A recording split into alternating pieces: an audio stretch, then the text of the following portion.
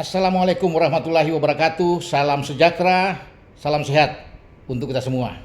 Apa kabar teman-teman? Baik-baik saja ya. Saya harapkan bersama dengan seluruh keluarga teman-teman, dimanapun teman-teman berada. Kembali dengan saya, Bung Ropan. Dan saya ingin berbicara ya, kali ini saya tidak berbicara soal Piala AFF dulu, karena tadi sudah. Karena Piala AFF sebenarnya ada pemberitaan kita bermain di Manahan Solo lah, ya untuk menyambut pertandingan, karena kita ada dua kandang kan, Laos tanggal 12 dan 12 Desember maksudnya. Kemudian ada lawan Filipina tanggal 21 Desember. Dan dimanapun kita bertanding, mau di Manahan, mau di Surabaya, di Bandung atau di GBK, saya pikir dua pertandingan itu kita bisa menang. Ya, tinggal kita berhitung melawan Myanmar pertandingan pertama dan di Hanoi melawan Vietnam. Tapi teman-teman, saya sekarang akan berbicara soal Ole Romani.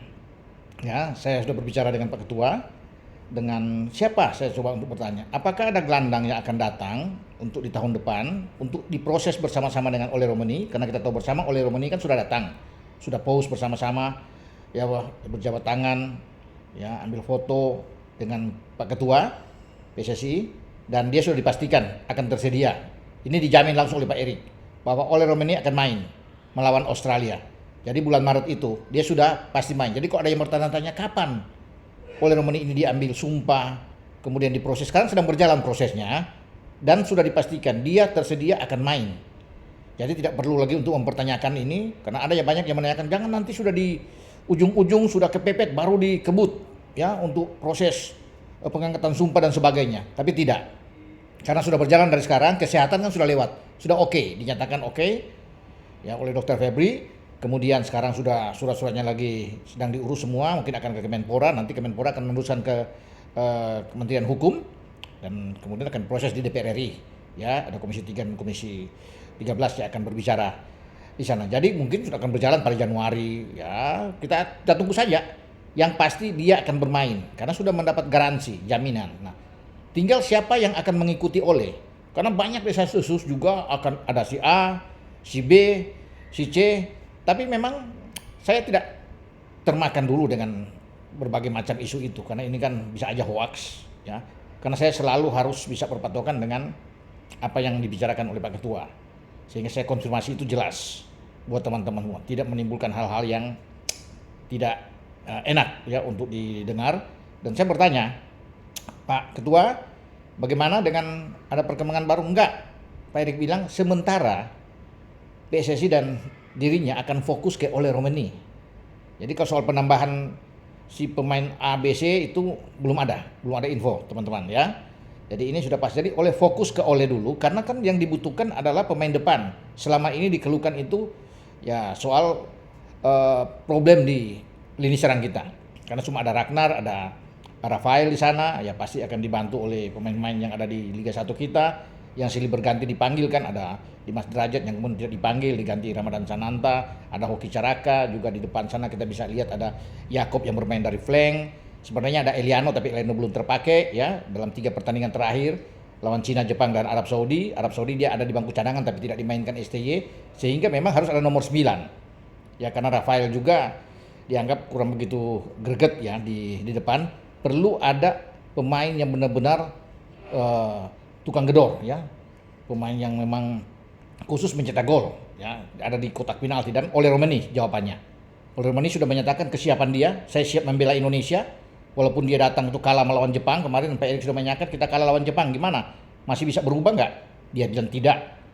Saya tidak akan berubah. Saya sudah komit untuk membela Indonesia ya untuk ke depan. Jadi bagus Ole, karena sebelumnya kan ada pertimbangan dari Ole ya di 2-3 bulan yang lalu, tapi sekarang dia sudah bulat dan dia menyatakan tidak ada pengaruh dengan kekalahan melawan Jepang. Ketika dia balik dan dia melihat langsung menonton Indonesia berjuang dengan luar biasa melawan Arab Saudi, nah ini semakin yakin Ole ya untuk memperkuat tim nasional Indonesia. Tapi bukan karena menang lawan Arab, tapi sebelum dia balik pertandingan belum kick off lawan Arab Saudi ya dia sudah bilang, Pak Ketua atau Pak Erik, saya akan bikin perubahan di dalam tim nasional kita ketika saya berada di dalam. Dan dia bilang menjamin bahwa coach STY harus memberikan garansi tidak akan memberikan dia untuk bangku cadangan, duduk di bangku cadangan. Dia datang untuk membela Indonesia dan ingin mencetak gol dan ingin mengharumkan nama Indonesia.